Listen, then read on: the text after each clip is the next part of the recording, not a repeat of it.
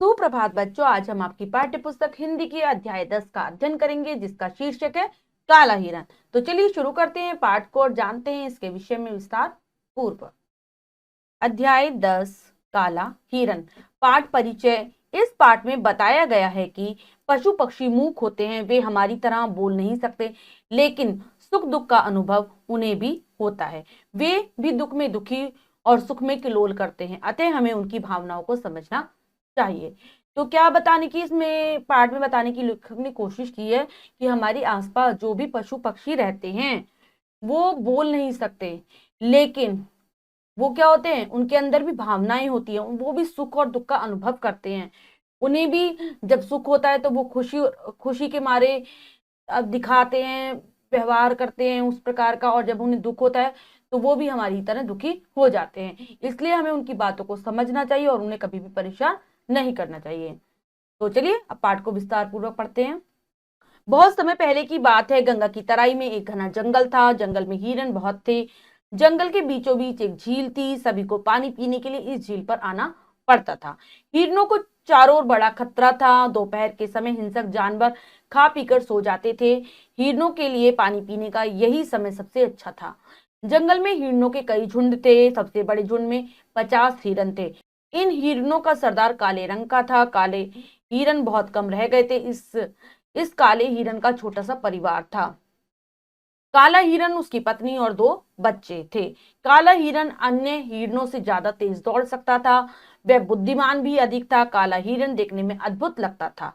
उसकी चमकीली लाल लाल आंखें बहुत सुंदर थी। तो ये कहानी बहुत समय पहले की है। गंगा की तराई में, यानी कि जो गंगा का निचला वाला जो हिस्सा है, जो मैदानी भाग होता है, वहां पर एक बहुत घना जंगल था। ठीक है, जहां पर बहुत सारे जंगली जानवर रहते थे, और जंगल के बीचों बीच एक झील थी। झील जैसे तालाब होते हैं, नदियां होती है, उसी प्रकार से होती है झील। उसमें पानी पीने के लिए सभी जानवर उसी झील पर आते थे। तो हिरणों को चारों तरफ से बड़ा खतरा रहता था, यानी कि उस जंगल में बहुत सारे हिंसक जानवर रहते थे जो कि हिरणों का शिकार करते थे। इसलिए हिरन हर समय झील पर पानी पीने के लिए नहीं आते थे। जब दोपहर के समय जो सारे जानवर थे अपना खा पी कर सो जाते थे, तब उस समय हिरणों का झुंड पानी पीने के लिए आता था। जंगल में हिरणों के कई सारे झुंड थे। झुंड यानी कि जब बहुत सारी संख्या में एक साथ वो लोग मिलकर रहते हैं, उसको कहता है झुंड। तो उसमें जो सबसे बड़ा झुंड था उसमें 50 हिरन थे। ऐसे ही कई झुंड थे हिरणों के वहां पर। तो जो 50 हिरणों का जो झुंड था, उसका जो सरदार था, जो उसका जो मेन था, वो काला हिरन था। और काला हिरन बहुत तेज दौड़ सकते था वो, और हिरणों के मुकाबले ज्यादा बुद्धिमान भी था।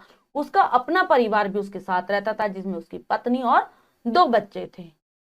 वो देखने में बहुत अद्भुत लगता था। अद्भुत यानी कि बहुत अनोखा लगता था। और उसकी आंखें बहुत ही चमकीली और लाल रंग की थी, जो कि देखने में बहुत सुंदर थी। एक दिन एक अजीब घटना घटी। जंगल में शिकारियों का एक दल शिकार खेलने आया। काफी खोज करने पर भी शिकारियों के हाथ कोई शिकार न लगा। दोपहर का सूरज तप रहा था। प्यास के मारे शिकारियों का बुरा हाल था। वे पानी की तलाश में इधर उधर भटकने लगे। एकाएक उन्हें एक झील दिखाई दी। शिकारियों की जान में जान आ गई। पानी पीकर उन्हें संतोष हुआ। अब वे थक गए थे। वे पेड़ की घनी छाया देखकर रुक गए। उन्होंने एक पेड़ के सहारे अपनी बंदूकें रख दी। वे सोना चाहते थे कि किसी की आहट पाकर चौकन्ने हो गए। हिरणों का झुंड पानी पीने आया था। यह आहट उसी झुंड की थी। काला हिरण उनका नेतृत्व कर रहा था। हिरणों ने शिकारियों को देख लिया। हिरणों का झुंड बड़ी बड़ी झाड़ियों के पीछे छिप गया। शिकारियों ने हिरणों का पीछा किया। एक दिन क्या होता है, जंगल में एक बहुत अजीब सी घटना घटती है।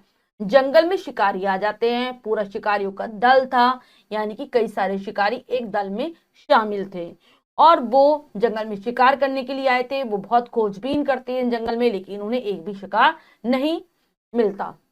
वो बहुत थक जाते हैं। दोपहर हो जाती है, क्योंकि दोपहर के समय सूरज बहुत तेजी के साथ चमक रहा था। उन्हें गर्मी लगती है और प्यास भी लगने लगती है। वो पानी को ढूंढते ढूंढते उस झील के पास आ जाते हैं, और वहां पर झील में पानी पीकर उन्हें थोड़ा सा शांति मिलती है। क्योंकि वो बहुत थके हुए थे, इसलिए वो पेड़ की छाया देखकर वहां पर आराम करने की सोचते हैं। एक पेड़ के सहारे वो अपनी बंदूकें रख देते हैं, और एक पेड़ के नीचे वो आराम करने के लिए लेटने ही वाले थे, तभी उन्हें एक आहट, कुछ हल्की सी आवाज सुनाई देती है। तो वो एकदम चौंक कर देखने लगते हैं तो क्या देखते हैं कि एक हिरणों का झुंड पानी पीने के लिए आया है। काला हिरन उनका नेतृत्व कर रहा था, यानी कि जो काला हिरन था, क्योंकि वो तो झुंड का सरदार था, तो वो ही आगे आगे चल रहा था क्योंकि वो लीडर था।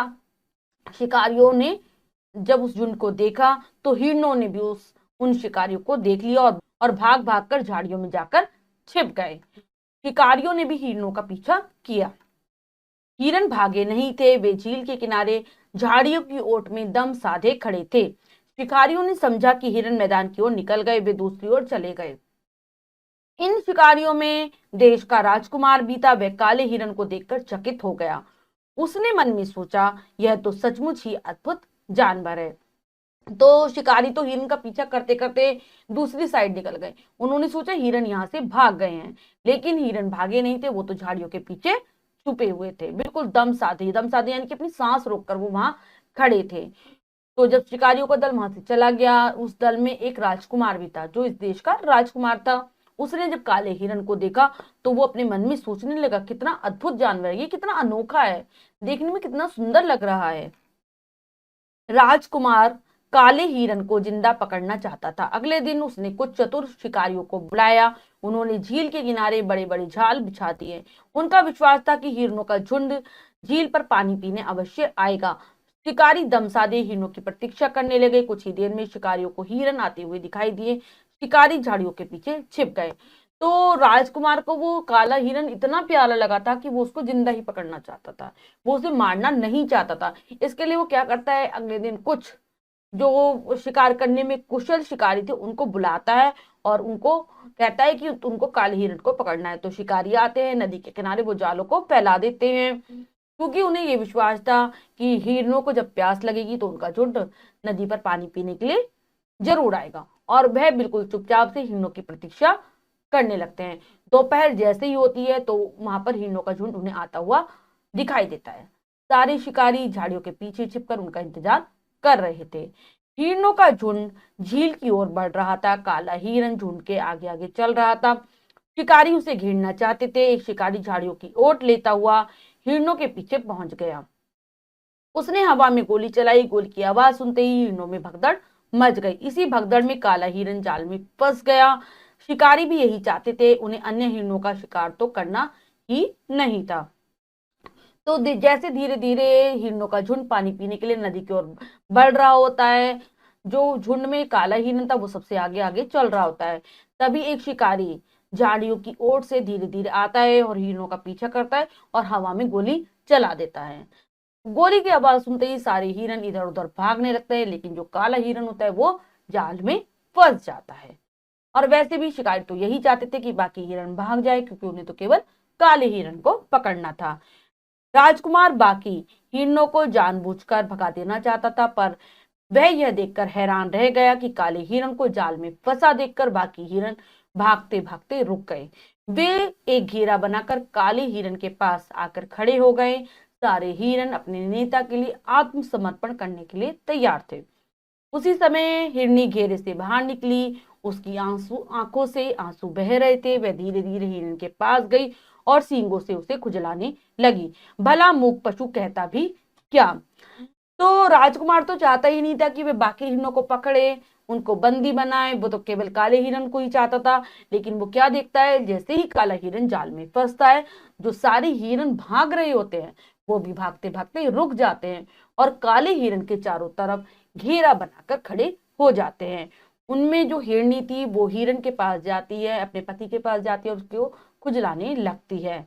ये सारी चीजें राजकुमार देख रहा था और वो बहुत आश्चर्य से ये सब देख रहा था। हिरनी की आंखों से लगातार आंसू बह रहे थे और उन सारे हिरणों को देखकर ऐसा लग रहा था कि वो अपने सरदार के लिए, वो अपने नेता के लिए अपने आप को शिकारियों को सौंपने के लिए तैयार है। वो मूक भाषा में बातें कर रहे थे, क्योंकि वो तो बोल नहीं सकते थे, इसलिए वो अपनी भाषा में एक दूसरे से बातें कर रहे थे। राजकुमार को यह सब एक सपने जैसा लग रहा था। वह थोड़ा आगे बढ़ा। उसे विश्वास था कि उसे देखकर हिरनी भाग खड़ी होगी, किंतु ऐसा नहीं हुआ। हिरनी उसी तरह खड़ी काले हिरन को खुजलाती रही। राजकुमार चाहता तो आसानी से हिरनी को पकड़ सकता था, किंतु उसने ऐसा नहीं किया। छोड़ दो इसे, एकाएक राजकुमार ने हुक्म दिया। तो राजकुमार को ऐसा लग रहा था कि वो कोई सपना देख रहा है और सपने में ये सब कुछ हो रहा है। तो वो धीरे धीरे हिरण के पास आया। उसे लग रहा था कि हिरनी उसे देखेगी तो भाग जाएगी, लेकिन हिरनी राजकुमार से बिल्कुल भी नहीं डरी। वो वहीं अब हिरण के पास खड़ी रही और उसे खुजलाती रही। राजकुमार चाहता तो हिरनी को पकड़ सकता था, लेकिन राजकुमार ने ऐसा बिल्कुल भी नहीं किया। उसने आदेश दिया कि छोड़ दो इसे, यानी कि हिरण को छोड़ दिया जाए। हिरनी की करुणा भरी दशा ने राजकुमार का हृदय पिघला दिया था। काले हिरण को छोड़ दिया गया। देखते ही देखते हिरणों का झुंड आंखों से ओझल हो गया।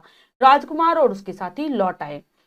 जैसे ही राजकुमार ने हिरनी की आंखों में दया देखी, करुणा देखी अपने पति के लिए, तो उसको एहसास हुआ कि उसने बहुत गलत कर दिया है। हिरण को पकड़कर उसके हृदय में उनके लिए प्यार उत्पन्न हुआ और उसने काले हिरण को छोड़ दिया।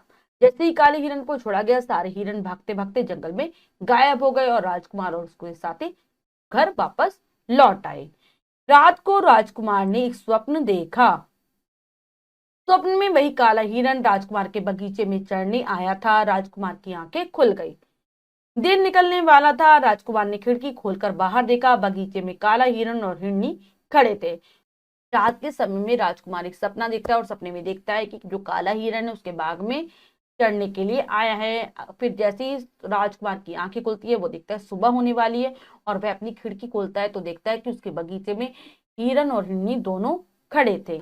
राजकुमार तुरंत बगीचे में गया। उसने हिरणों को प्यार से पुचकारा। कुछ देर तक हिरण और हिरनी राजकुमार के पास खड़े रहे, फिर छलांग मारकर जंगल की ओर भाग गए। उस दिन के बाद से वे दोनों हर रोज राजकुमार के बगीचे में आने लगे। क्या देखता है वो, हिरन और हिरनी खड़े हैं, वो उनके पास जाता है, उनको बहुत प्यार करता है, पुचकारता है और फिर थोड़ी देर तक हिरन और हिरनी राजकुमार के साथ रहते हैं और फिर चले जाते हैं जंगल में। इस प्रकार से अब वह रोजाना राजकुमार से मिलने के लिए बगीचे में आया करते थे। कुछ दिन बाद राजकुमार राजा बन गया। राजा बनते ही उसने जंगली जानवरों के शिकार पर रोक लगा दी। उसके राज्य में सभी जंगली जानवर निर्भय होकर सुख से रहने लगे। तो थोड़े समय बाद जो राजकुमार था वो उस देश का राजा बन जाता है और राजा बनते ही सबसे पहला वो कार्य क्या करता है, वो शिकार पर रोक लगा देता है। किसी भी जानवर का शिकार नहीं किया जाएगा। उसके राज्य में सारे जानवर आराम से सुखपूर्वक रहते हैं बिना डर के। और जो इसके लेखक हैं वो है चंद्रदत्त दत्तू। तो बच्चों, इस पाठ के माध्यम से हमने यही सीखा है कि हमें कभी भी किसी पशु को, पक्षी को नहीं सताना चाहिए, क्योंकि उनके पास जुबान नहीं होती, लेकिन वो सब बातें समझते हैं, सुख को और दुख को महसूस करते हैं। अगर हम कर सके तो हमें उनकी सेवा करनी चाहिए, सहायता करनी चाहिए, लेकिन उन्हें परेशान नहीं करना चाहिए। अब हम पाठ के शब्दार्थ कर लेते हैं। शब्दार्थ: हिंसक, हिंसा करने वाला, अद्भुत, अनोखा। नेतृत्व, आगे चलना। करुणा, दया का भाव, निर्भय, निडर। बुद्धिमान, समझदार, संतोष, तृप्त। आत्मसमर्पण, स्वयं को दूसरे को सौंप देना। आंख खुलना, नींद से जागना। सभी बच्चे पाठ के शब्दार्थों को अच्छे से याद कर लेंगे, जिससे आपको पाठ समझने में आसानी रहेगी। अब हम पाठ का अभ्यास कार्य कर लेते हैं। पहला प्रश्न है बहुविकल्पीय प्रश्न में से, तो चलिए प्रश्न पढ़ते हैं और उसे करने की कोशिश करते हैं।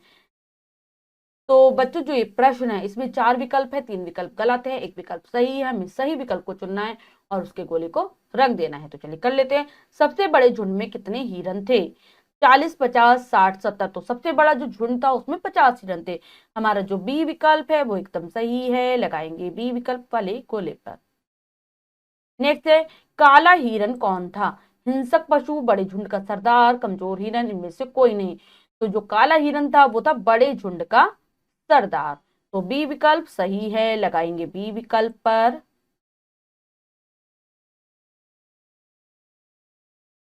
अगला है, काले हिरन के जाल में फंसने के बाद सभी हिरणों ने क्या किया?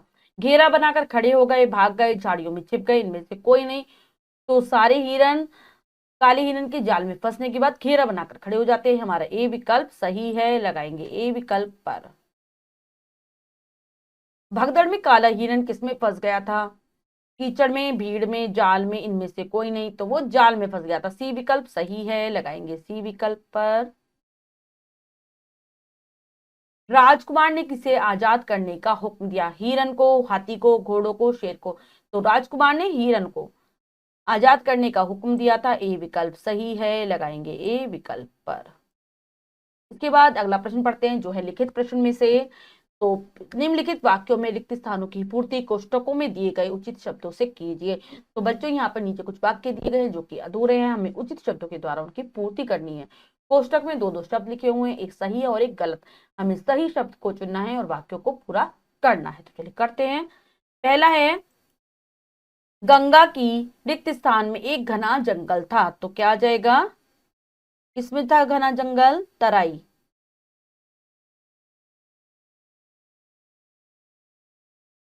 काला हिरन अन्य हिरणों से रिक्त स्थान तेज दौड़ सकता था। तो अधिक या फिर ज्यादा, तो आ जाएगा क्या कर सकता था वो, ज्यादा तेज दौड़ सकता था।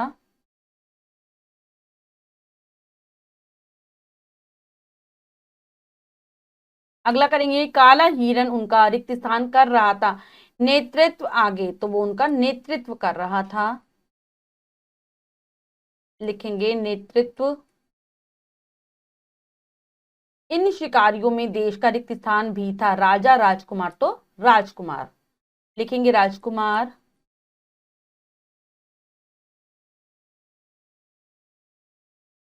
रात को राजकुमार ने एक रिक्त स्थान देखा। स्वप्न हिरन, तो उसने एक स्वप्न देखा, स्वप्न देखा। उसके बाद अगला प्रश्न करते हैं। निम्नलिखित वाक्यों के सामने कहानी के अनुसार क्रमांक लिखिए। तो बच्चों नीचे कुछ वाक्य दिए गए हैं, हमें उन्हें क्रमांक देना है जिस प्रकार से वो कहानी के अंतर्गत आए हैं। तो चलिए करते हैं, एक बार पहले वाक्यों को पढ़ लेते हैं। राजा बनते ही उसने जंगली जानवरों के शिकार पर रोक लगा दी। उसी समय हिरनी घेरे से बाहर निकली। शिकारी झाड़ियों के पीछे छिप गए। बहुत समय पहले की बात है, एक दिन अजीब घटना घटी। तो चलिए अब हम इनको क्रमांक दे देते हैं। तो सबसे पहले नंबर 5, 4, 3, 1 और 2।